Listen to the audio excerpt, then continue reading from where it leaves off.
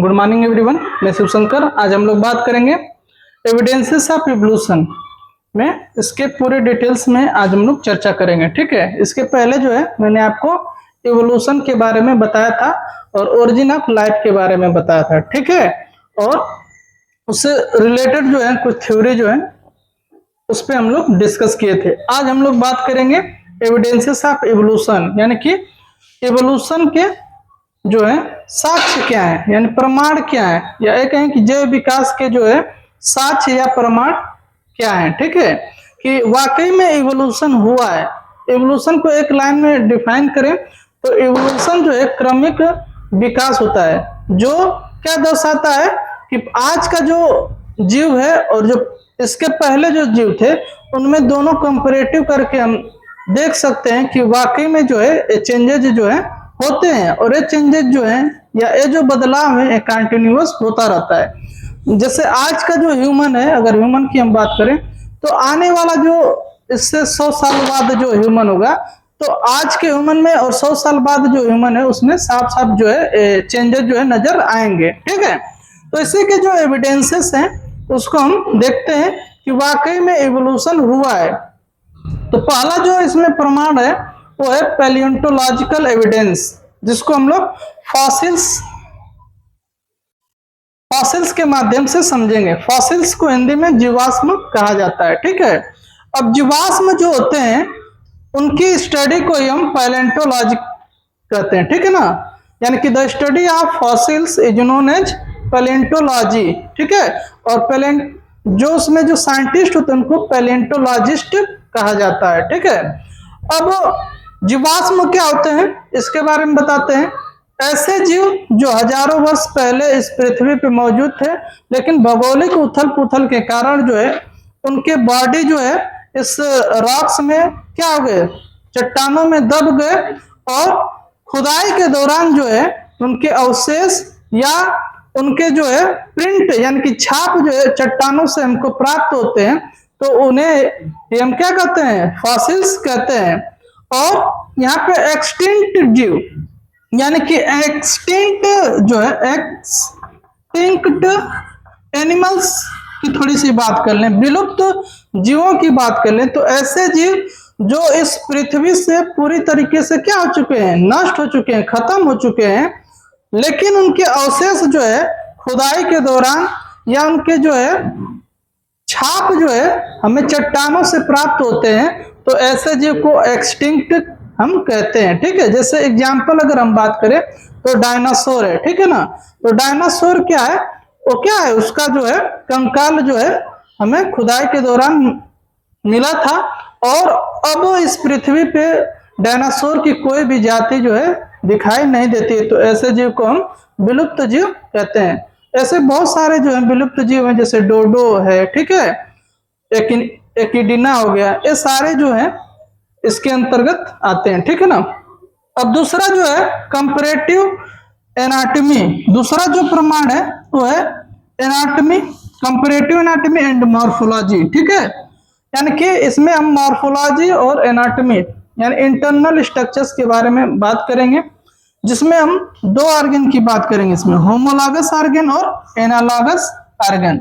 सबसे पहले homologous organ की अगर हम बात करें, यानी कि होमोलॉगस ऑर्गन होते क्या है और इसके एग्जाम्पल क्या है। ठीक है, तो ऐसे ऑर्गन जिसका ओरिजिन और स्ट्रक्चर यानी कि उत्पत्ति और जो संरचना है समान हो, लेकिन कार्य क्या हो, अलग अलग हो, ऐसे ऑर्गन को हम लोग होमोलॉगस ऑर्गन कहते हैं। ठीक है, जैसे इसका एग्जांपल है कि ह्यूमंस हैंड। ठीक है ना, ह्यूमन का जैसे हम लोग का जो है हाथ हो गया। ठीक है, इसके साथ साथ जो चीता है यानी टाइगर है, टाइगर का जो आगे वाला हाथ है। ठीक है, इसके साथ साथ बैट हो गया, बैट यानी कि चमगादड़ के जो पंख हैं,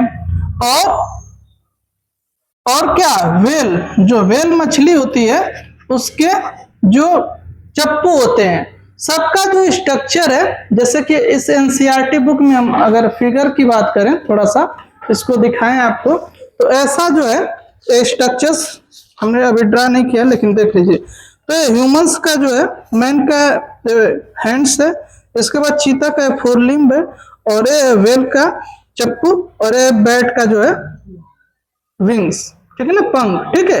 तो ये हेल्प कर, यानी कि इसका स्ट्रक्चर देखेंगे, जैसे रेडियस वाला पार्ट सबका एक ही जैसे अरे ह्यूमरस वाला, और रेडियो और अल्ना है, तो सब में क्या है, सेम है। फिर कार्पसल्स, मेटाकार्पसल्स, ठीक है, सारी चीजें क्या है, सेम सेम है। यानी कि इसका स्ट्रक्चर्स और जो ओरिजिन है सेम है ऐसे ऑर्गन, लेकिन फंक्शन क्या है, अलग अलग है। यानी कि इसमें क्या है, एडेप्टेशन की वजह से इनका जो फंक्शन है वो सबका क्या हो गया है, अलग अलग होता है। तो इसको, ऐसे इवोल्यूशन को हम डाइवर्जेंट इवोल्यूशन भी कहते हैं, ठीक है, जो एडाप्टेशन की वजह से उनका कार्य क्या हो चुका है, बदल गया है। तो ये थे होमोलॉगस ऑर्गेन और उसके एग्जाम्पल। अब हम एनालॉगस ऑर्गेन की बात करेंगे। अब थोड़ा सा प्लांट में बात कर लें इसका, तो एग्जाम्पल पूछा जाता है, जैसे कि बोगनवेलिया में, ठीक है ना, बोगनवेलिया, ठीक है, बोगनवेलिया का थोड़ा सा फिगर यहाँ पे फिर बुक में हम आपको दिखा देते हैं, बोगनवेलिया और कुकुरबिटा में, ठीक है ना। देखिए, ये बोगनवेलिया का प्लांट है, और ये कुकुरबिटा में जैसे कि आप लौकी का कह सकते हैं, या जो कद्दू होता है उसका कह सकते हैं। तो इसमें देखिए, जो स्टेम होता है ये मॉडिफाइड होकर थॉर्न बना रहा है, मतलब जो कांटे बना रहा है, और यहाँ पे जो स्टेम का मॉडिफिकेशन होता है वो टेंड्रिल्स बनाता है। तो दोनों का उत्पत्ति जो स्टेम से ही हो रहा है, लेकिन फंक्शन यहाँ पे क्या हो जा रहा है, एडेप्टेशन की वजह से वो चेंज हो जा रहा है, ठीक है। तो कुकुरबिटा का जो टेंड्रिल्स है ये मतलब स्टेम मॉडिफाइड होकर टेंड्रिल्स बना रहा है, और इसमें जो है स्टेम मॉडिफाइड होकर क्या बना रहा है, थॉर्न बना रहा है। तो यहाँ पे स्ट्रक्चर और ओरिजिन तो सेम है, लेकिन फंक्शन क्या हो गया, अलग अलग हो गया।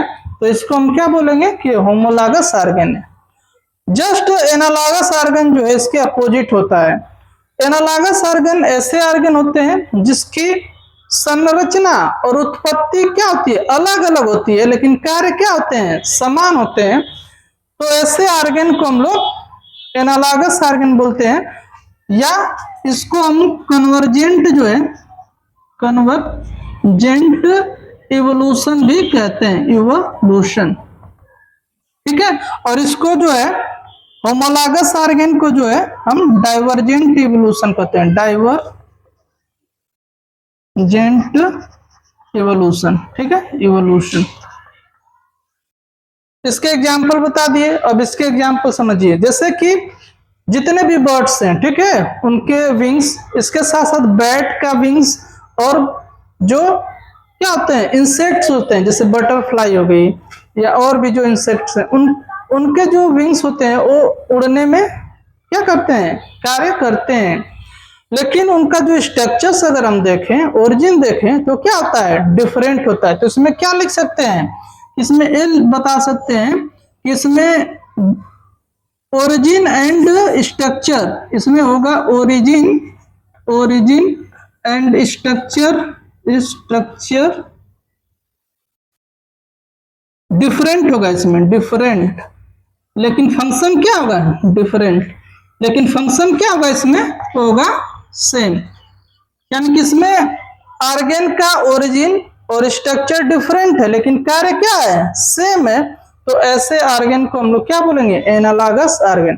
अगर प्लांट की हम बात करें, तो प्लांट में इसका एग्जांपल आता है स्वीट पोटैटो, ठीक है, यहाँ पे नोट कर लीजिए, स्वीट पोटैटो, जिसको शकरकंद बोलते हैं। तो ये रूट का मॉडिफिकेशन है, किसका मॉडिफिकेशन है, रूट का। और एक होता है पोटैटो, पोटैटो यानी कि आलू, जो कि किसका मॉडिफिकेशन है, स्टेम का, ठीक है।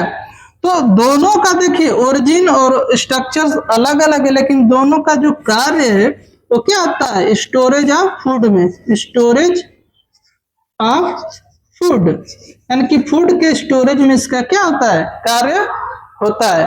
तो ऐसे ऑर्गन को हम लोग क्या बोलेंगे, एनालॉगस ऑर्गन, या इस प्रकार के जो इवोल्यूशन है इसको कन्वर्जेंट इवोल्यूशन कहते हैं, ठीक है। अब अगला है एम्ब्रियोलॉजिकल इवोल्यूशन, एम्ब्रियोलॉजिकल एविडेंसेस, यानी कि भ्रूणीय विकास का जो प्रमाण, ठीक है।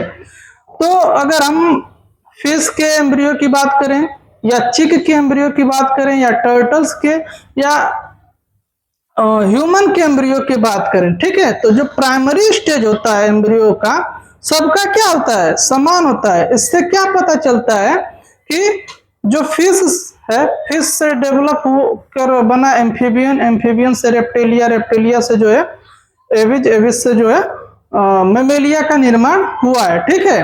तो धीरे धीरे जो एम्ब्रियो का जो एडेप्टेशन है एनवायरमेंट के अकॉर्डिंग होता रहा है और जिसके वजह से जो है एक दूसरे से जुड़े होते हैं। एम्ब्रियो जो है वो क्या दर्शाता है कि जो डेवलपमेंट हुआ है यानी कि इवोल्यूशन हुआ है, ठीक है ना, यानी कि जो डिफरेंट जो काइंड के जो डाइवर्सिटी हमको दिखाई दे रहा है एनिमल्स में, यानी कि सबकी उत्पत्ति जो है वाटर से हुई है, वाटर वाले एनिमल से हुआ है, यानी कि फिश से कह सकते हैं कि फिश से एम्फीबियंस फिर ऐसे एडेप्टेशन की वजह से चेंजेस होते रहे। तो ये एम्ब्रियोलॉजिकल डेवलपमेंट है। अगला है बायोजियोग्राफिकल डिस्ट्रीब्यूशन, ठीक है। बायोजियोग्राफिकल डिस्ट्रीब्यूशन में क्या होता है, जैसे मान लीजिए कि यहाँ पे कोई जीव रह रहा है इस क्षेत्र में और अचानक से क्या हो जाए कि भूकंप आ जाए, ठीक है, तो क्या हुआ, या जो प्लेट होती है वो खसक जाए, जिसके वजह से क्या हो जाए कि उस एरिया में जो है मान लीजिए कि समुद्र बन जाए। तो दोनों का जो बायोलॉजिकल जो एरिया था, जियोग्राफिकल एरिया, तो क्या हो गया, अलग अलग हो गया। तो यहाँ का एनवायरमेंट जो है चेंज हो गया और इस दूसरे वाले का जो जियोग्राफिकल एरिया था वो क्या हो गया, अलग हो गया। या बीच में दोनों एक ही जगह रह रहे थे, किसी वजह से यहाँ पे बीच में बहुत सारा ऊंचा पहाड़ बन गया। तो एक ही स्पीसीज के जीव हैं लेकिन उनमें सिर्फ जियोग्राफिकल एरिया चेंज होने की वजह से वो क्या हो जाएंगे, दोनों अलग अलग जैसे बिहेव करेंगे। ये दोनों आपस में कभी भी मेटिंग नहीं कर सकते, ठीक है। तो ये होता है बायोजियोग्राफिकल डिस्ट्रीब्यूशन। तीसरा है बायोकेमिकल एविडेंसेस। बायोकेमिकल एविडेंसेस में हम डीएनए और प्रोटीन की सिमिलरिटीज की बात करते हैं, ठीक है। यानी कि कोई जीव है तो उसका डीएनए कैसा है और वो किस प्रकार का जो है प्रोटीन बना रहा है, ठीक है। इस आधार पे जो है हम बता सकते हैं कि वाकई में इवोल्यूशन हुआ है, ठीक है। जैसे यूकैरियोटिक जीव हो चाहे प्रोकैरियोटिक जीव, डीएनए और हम जब डीएनए रेप्लिकेशन और प्रोटीन की सिंथेसिस पढ़ते हैं तो सेम जो है जैसे एयूजी, ठीक है ना, अगर हम एयूजी की बात करें, स्टार्ट कोडोन भी बोलते हैं, इनिशिएटिंग कोडोन बोलते हैं, और ये भी प्रोकैरियोटिक जीव में मेथियोनिन को बना रहा है, मेथियोनिन को, और यूकैरियोटिक जीव में भी ये भी क्या करता है, मेथियोनिन को बनाता है, ठीक है। यानी कि जो यूकैरियोटिक जीव है उसका निर्माण भी किससे हुआ, प्रोकैरियोटिक जीव से हुआ है। तो डीएनए लेवल पे यानी कि केमिकल एविडेंसेस भी हमको मिलते हैं जिसके वजह से हम बता सकते हैं कि ये जो जीव है इसकी उत्पत्ति जो है इन जीवों से हुई है और इसमें कुछ चेंजेज हुए हैं जो आगे चल के एडेप्टेशन और एनवायरमेंटल के कारण जो है विभिन्नताएं इसमें देखने को मिल रही हैं।